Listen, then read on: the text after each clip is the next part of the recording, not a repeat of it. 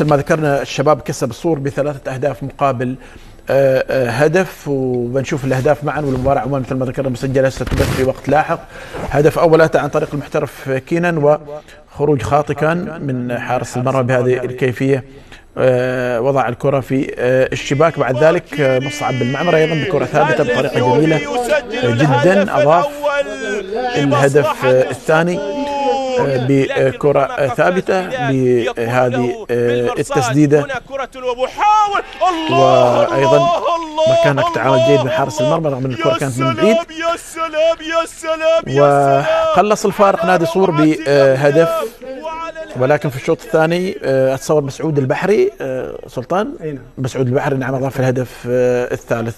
هنا تقليص الفارق لنادي صور اللي خسر مع النهضة في بطولة الكاس ايضا.